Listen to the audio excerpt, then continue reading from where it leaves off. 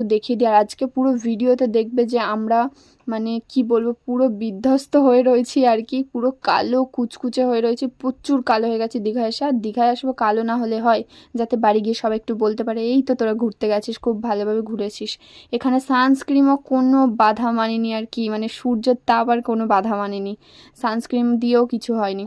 তারপরে আমি এখানে হাতটা দেখাচ্ছিলাম, আমরা বাস থেকে নেমে গেছি কিন্তু ধর্মতলায়। নেমে যাওয়ার পরে আমরা এখানে কি একটা হোটেলে এসেছিলাম আমার ঠিক মনে নেই, আর আমি হাতটা ওইভাবে দেখাচ্ছিলাম তার কারণ না, বাস থেকে নামতে গিয়ে আমার হাতের পলাটা বেড়ে গেছে। বাসে একটা হুকের মধ্যে আমার পলাটা আটকে যায়, আর তারপর কিন্তু আমার পলাটা বেড়ে যায়, আর সেটার জন্য আমার প্রচুর মন খারাপ ছিল। তার কিছুদিন আগেই কিন্তু আমি শাখা পলা সব কিছু পরে এসেছিলাম, কারণ আমি আমার বিয়ের 1 বছর পর আমি আমার বিয়ের শাখা পলা নোয়া সব কিছু খুলে রেখে দিয়ে আবার নতুন সব কিছু পরেছি, তার কারণ আমি ওগুলো স্মৃতি হিসেবে রাখতে চাই। দেন আমি ওগুলো রেখে দিয়েছি, আর 1 বছর পরে নাকি সব কিছু চেঞ্জ করতে হয়।